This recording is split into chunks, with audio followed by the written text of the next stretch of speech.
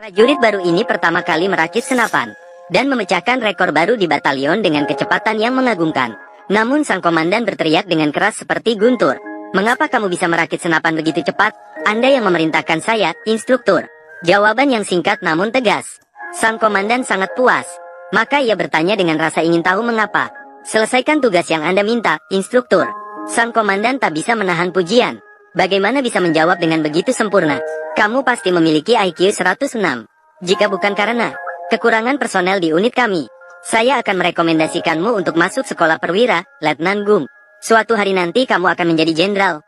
Pria yang disebut memiliki IQ 106 di depannya. Sebenarnya, IQ-nya hanya 75. Namun penampilannya yang biasa, tidak bisa menyembunyikan kegemilangan di dalam hatinya. Seperti saat dia masih kecil, Gung menari dengan menggunakan kaki penyanggaannya. Biarkan inspirasi gitaris mengalir seperti air terjun. Dalam semalam, menciptakan tarian melodi yang mengguncang hati. Diakui sebagai bintang besar di dunia musik, Raja Kucing.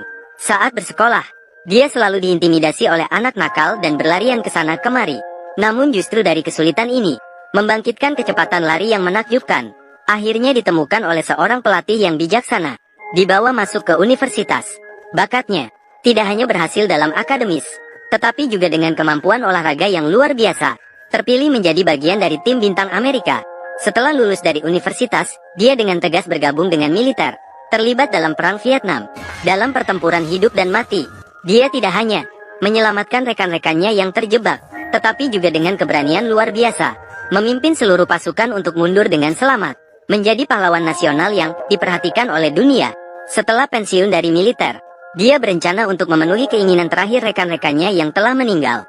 Namun tanpa sengaja mendirikan perusahaan Jenny sendiri, berubah menjadi miliarder dalam sekejap. Hidupnya seperti epik yang penuh dengan liku-liku, penuh dengan kejutan dan kebahagiaan. Namun, karena kelainan tulang belakangnya sejak kecil, ia harus bergantung pada penyangga kaki untuk berjalan. Bayangan langkahnya yang pincang selalu menarik perhatian banyak, pandangan aneh. Namun ibunya menghiburnya dengan kata-kata lembut.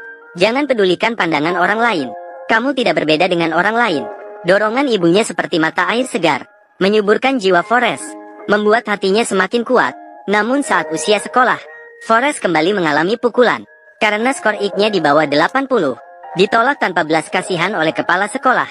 Menghadapi situasi seperti itu, namun ibunya selalu bisa menemukan cara untuk mengatasi masalah. Dia berhasil mendapatkan kesempatan untuk belajar. Hari pertama sekolah, naik $1. Forrest berdiri di depan bus sekolah. Namun ragu muncul di hatinya. Sopir bus sekolah bertanya dengan rasa ingin tahu, "Apakah kamu akan naik?" Ibunya bilang jangan naik mobil orang asing. Ini adalah bus sekolah. Forrest ragu sejenak. Dia memperkenalkan dirinya kepada sopir. "Saya Forrest Khan. Saya Dorothy Harris. Sekarang kita bukan orang asing lagi." Saat Forrest naik ke bus sekolah, dia menghadapi kesulitan lagi. Kepalanya yang bodoh dan sepasang kaki anehnya seketika menjadi aneh di mata teman sekelasnya. Tidak ada yang mau duduk bersamanya. Namun saat dia merasa putus asa, seorang gadis kecil yang cantik, Jenny, mengundangnya untuk duduk bersamanya. Tindakan ini seperti sinar matahari di musim dingin, membuat hati terluka Forrest menjadi hangat. Bahkan berlutut di tanah dengan kedua tangan bersatu, tidak hanya menambahkan persahabatan berharga baginya, tetapi juga menjadi cinta sejati yang tak bisa dia lepaskan seumur hidupnya. Mereka bersama-sama memanjat pohon saat waktu senggang, bersama-sama menjelajahi misteri pengetahuan di antara halaman buku. Kebahagiaan masa kecil mengalir di antara mereka. Namun setiap kali malam tiba, Jenny enggan pulang. Di matanya selalu terpancar sedikit ketakutan. Itu adalah protes diam terhadap kekerasan dalam rumah tangga. Dengan putus asa dan tanpa harapan, bahkan berlutut di tanah dengan tangan terkepal memanjatkan doa paling tulus kepada Tuhan. Mungkin penderitaannya mendapat belas kasihan dari langit. Polisi muncul tepat waktu seperti malaikat dari langit, mengirim ayah Jenny ke penjara. Dan sejak saat itu, Forrest bertekad menjadi pelindung Jenny, membangun tempat perlindungan yang hangat baginya. Namun setiap hari setelah sekolah, dia sering diintimidasi oleh anak nakal. "Hai, bodoh." Pada saat ini, hanya gadis kecil yang lembut itu yang memberikan bantuan, mengangkat Forrest dari tanah. Suara Jenny penuh kekhawatiran, dengan cemas mendorong Forrest untuk berlari cepat. "Forrest, cepatlah, kembalilah padaku." Namun hambatan dari kaki palsu membuat langkahnya terasa berat dan lambat. Saat anak nakal itu tidak ingin melepaskan, mengejar dengan sepeda tanpa kenal lelah, penahan kakinya tiba-tiba terlepas sepotong demi sepotong. Penopang kaki tiba-tiba terlepas satu persatu, membebaskan kaki Forrest yang terbelenggu, membuatnya merasakan kebebasan dan relaksasi yang belum pernah dirasakannya sebelumnya.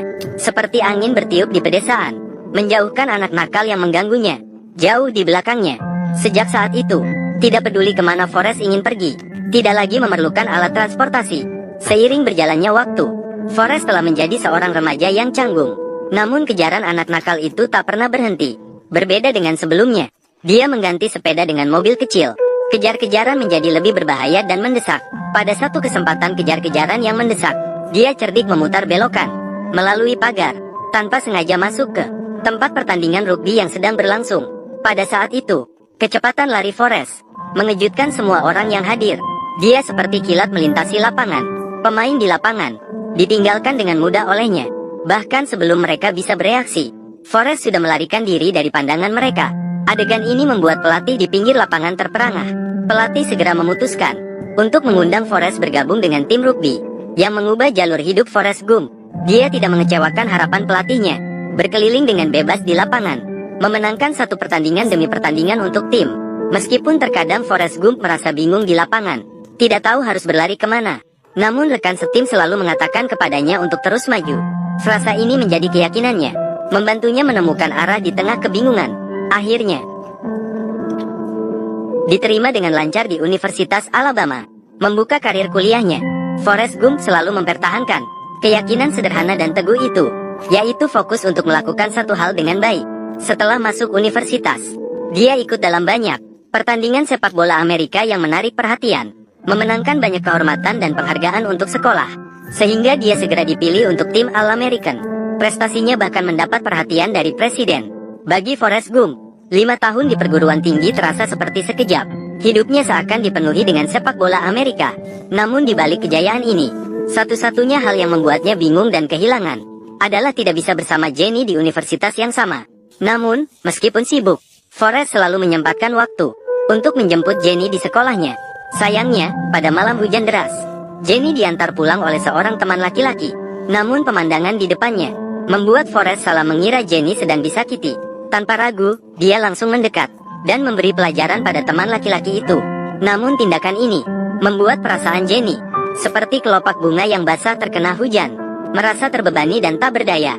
Namun meski bingung, dia tetap memutuskan untuk membawa Forrest kembali ke asrama.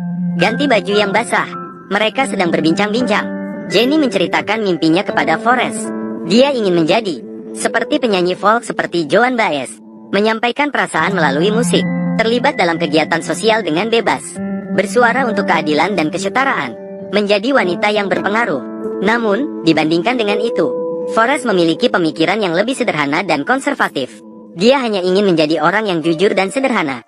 Pandangan mereka berdua, seperti jurang tak terlihat di antara mereka, membuat perasaan yang mungkin tumbuh, belum sempat berkembang sudah berakhir. Sejak itu, jalur hidup mereka semakin menjauh. Dalam sekejap, kehidupan kampus Forrest berakhir dengan sempurna. Pada hari lonceng wisuda berbunyi, dia menerima surat penerimaan masuk militer. Aku akan memegang ini untukmu. Selamat, anakku. Pernahkah kamu memikirkan masa depanmu? Memikirkan. Namun, pada hari pertama masuk angkatan bersenjata, akan seperti kembali ke masa kecil. Perasaan ditolak kembali muncul. Namun berbeda dengan masa kecil. Kali ini yang memberinya tempat duduk adalah seorang anak laki-laki kulit hitam bernama Bob. Babu berasal dari keluarga yang hidup dari menangkap udang selama berabad-abad. Darahnya mengalir dengan cinta yang mendalam terhadap lautan dan kerinduan pada diri sendiri. Keinginan dan kerinduan akan kebebasan. Berharap bisa membeli kapal setelah pensiun untuk melanjutkan bisnis menangkap udang keluarganya. Setiap hari dia akan bersama dengan Akan, berbagi pengetahuan tentang menangkap udang, bahkan dari teknik menangkap hingga cara memasak. Namun pikiran akan melayang ke kejauhan. Hatinya dipenuhi kerinduan yang mendalam untuk Jenny. Kebetulan takdir membuat akan melihat berita Jenny di majalah. Secara tak terduga melihat berita Jenny dikeluarkan dari sekolah. Akan yang polos salah mengira dia dalam masalah. Maka mereka menemukan teater opera tempat Jenny bekerja. Melihatnya tampil percaya diri di atas panggung, Forrest tersenyum lega. Namun pada saat itu, seorang pria kasar mencoba merendahkan Jenny dengan uang. Namun dia ditendang oleh Jenny. Pria yang marah memercikkan segelas air dingin ke arahnya. Tindakan ini membuat Forrest benar-benar marah. Dia tanpa ragu-ragu melangkah maju, seperti dulu melindungi Jenny. memberikan pelajaran pada pria itu. Mereka seolah kembali ke beberapa tahun yang lalu. Kamu datang untuk apa? Apa yang kau lakukan, Forrest? Lepaskan aku. Mereka tadi mencoba menangkapmu. Banyak orang ingin menangkapku. Tapi kamu tidak bisa terus melakukan hal ini. Saat Jenny penuh dengan konflik dan pertarungan batin, Forrest justru menyatakan perasaannya padanya. Aku mencintaimu. Kamu tidak tahu apa itu cinta. Tapi hati Jenny telah lama diselimuti bayang-bayang masa kecil. Luka-luka yang terpendam di lubuk hatinya membuatnya ragu di jalan cinta. Sekarang Jenny hanya ingin melarikan diri dari semua ini. Tunggu, Jenny, Jen. Forrest, bisakah kamu meninggalkanku? Tolong tinggalkan aku. Bisakah saya mendapatkan tumpangan? Kamu mau kemana? Aku tidak peduli. Jadi, selamat tinggal, Jenny. Mereka akan mengirimku ke Vietnam. Tolong tunggu sebentar lagi. Dengar, bisakah kamu menjanjikan sesuatu padaku? Jika kamu mengalami masalah, jangan berlagak. Kamu hanya perlu lari jauh-jauh. Sasaran. Baiklah. Dua orang dengan nasib yang sangat berbeda berpisah di sini. Keesokan harinya, Forrest dan Bubu menginjakkan kaki di tanah Vietnam, siap menerima tugas dan perintah baru. Namun atasan ini tidak memperdulikan etiket formal, namun lebih memperhatikan persiapan pertempuran yang nyata dan keterampilan bertahan hidup. Karena di medan perang, kapanpun bisa diserang tiba-tiba oleh musuh. Para perwira dengan serius memberitahu mereka, di medan perang ada satu perlengkapan yang sangat penting. Hal ini langsung berkaitan dengan hidup mati setiap prajurit, yaitu harus melindungi kaki mereka dengan baik. Ternyata saat mereka sedang menjalankan misi, langit tiba-tiba turun hujan deras. Hujan ini berlangsung selama 4 bulan. Di bawah kondisi yang sangat buruk seperti ini, para prajurit harus berjalan di dalam genangan air yang dalam, melangkah dengan kesulitan. Namun pada hari hujan tiba-tiba berhenti. Pasukan mengalami kecelakaan yang tak terduga. Kedamaian terganggu oleh suara ledakan tiba-tiba. Api perang seketika menyala di hutan hujan yang tenang. Kekuatan tembakan musuh sangat dahsyat. Tembakan meriam tak henti-hentinya. Peluru berjatuhan seperti hujan.